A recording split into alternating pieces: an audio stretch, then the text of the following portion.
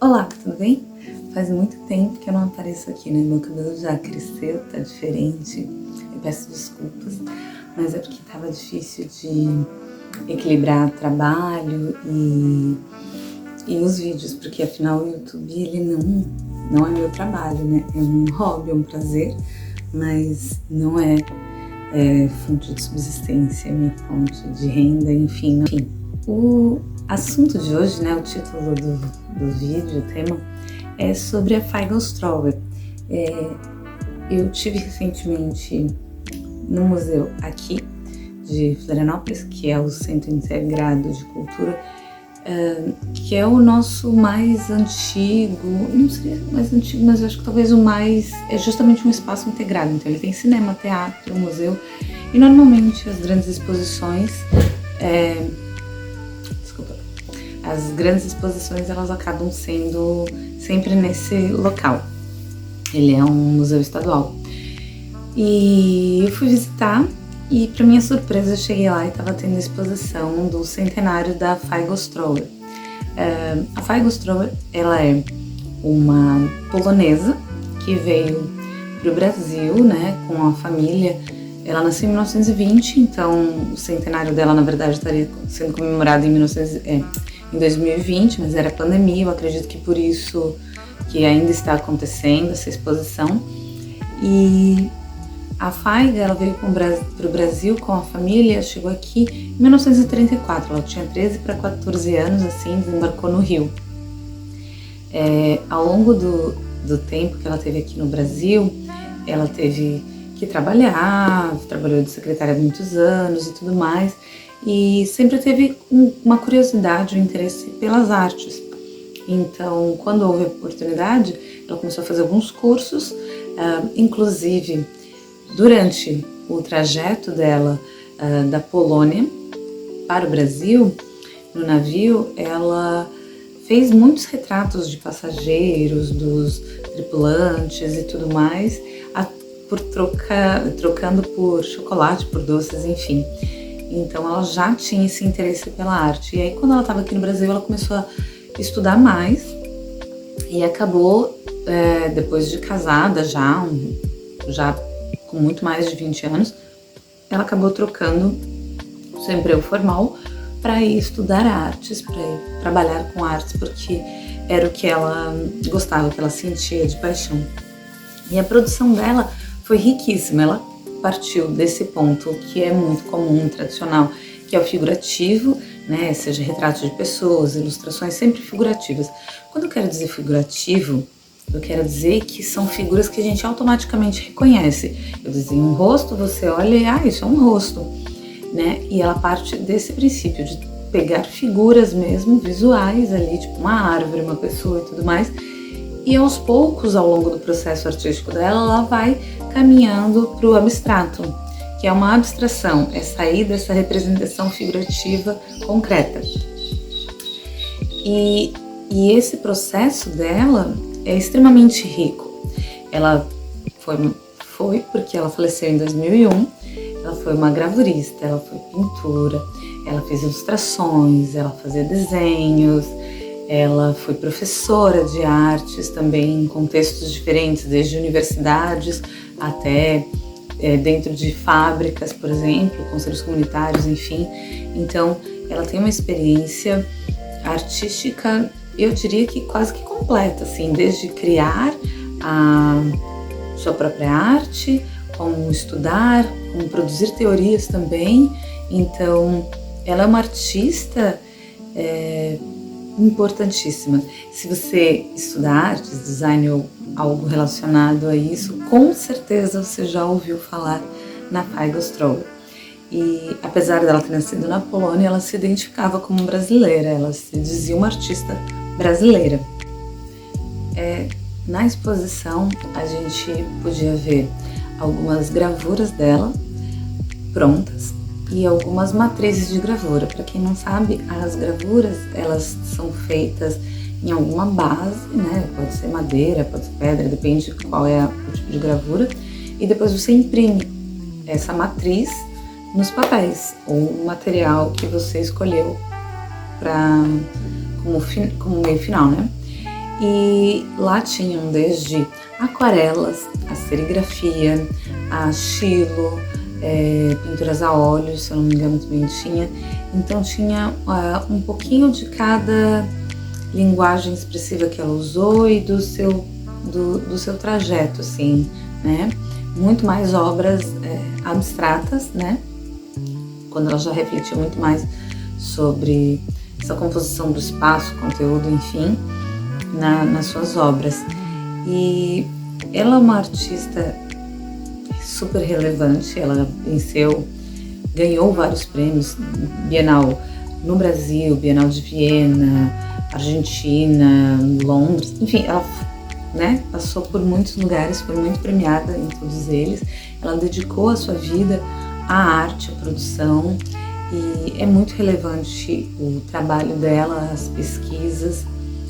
E eu gostaria de deixar agora dois trechinhos das falas dela, de um documentário que faz parte do acervo do Instituto Feigenstrauer, que foi criado em 2002, um ano depois da morte dela, para servir como um museu, para ter essa disponibilidade de acesso para as pessoas das produções artísticas dela, assim como da sua própria história, né? Que faz parte da história do Brasil, da história artística do Brasil, e é muito importante. E eu acho que são duas falas importantíssimas. A primeira, eu acho que todo mundo que se interessa por arte tem que ouvir isso. Toda criação é intuitiva, mesmo a mais racional, ela é intuitiva. São possibilidades, hipóteses que o ser humano levanta intuitivamente, quer dizer, instantaneamente, espontaneamente. E depois, na arte, evidentemente, a verificação se dá através da própria obra. Na ciência, se dá através de hipóteses que poderão ser refeitas ou reanalisadas por outros cientistas. Quanto mais você estuda, quanto mais você sabe artesanalmente e por experiência, digamos, que você tem a experiência do fazer, tanto melhor você pode intuir. Mas intuir, você está intuindo o tempo todo. Você está intuindo porque, na verdade, você está imaginando certas coisas. E tem que poder imaginar para depois saber intuir se aquilo que você imaginou está certo ou está errado. Porque há uma distância muito grande entre a imaginação e o próprio fazer. Que coisa mais rica essa fala dela, porque todo mundo que se interessa pela arte sempre chega em algum momento em que parece que eu não sou mais criativo, parece que eu só copio, parece que eu preciso da inspiração alheia e tudo mais. E a Feigen vai falar que a criatividade, ela tá no processo de transformar o velho. Você pega as referências que você já tem e você transforma elas. Esse é o seu processo criativo, né? E que a criatividade tem muito a ver com a intuição, que foi o que ela acabou de falar. E o que é essa intuição? É experimentação. Você não tem a certeza do que vai funcionar, então você cria hipóteses para solucionar isso e você vai experimentando, você vai praticando. Isso é o processo criativo. Então, não se sinta intimidado pela folha em branco, porque a própria artista, ela fala que depois que você ganha um prêmio, é maravilhoso, né? Ganhei um prêmio da Bienal, nossa, foi reconhecida, que legal. Mas a etapa seguinte é retornar para uma tela em branco. E todo o medo e a aflição que você tinha lá, quando você começou naquela outra obra que foi premiada, volta tudo. Porque toda a tela em branco tem essa expectativa, né, do artista com esse momento, e que isso se repete sempre, não importa quantas você tenha feito, isso faz parte do nosso processo artístico. E eu acho isso fundamental que as pessoas entendam e que não se sintam intimidadas por isso e achem que que esse é o teu limite, que dali você não pode mais, ou que isso tá te atrapalhando. Não, respira e vai. E Agora, a segunda fala dela, que eu também acho muito relevante. Veja só, o momento mais importante, o mais difícil na criação artística é o momento de saber terminar uma obra. Quando é que uma obra está terminada?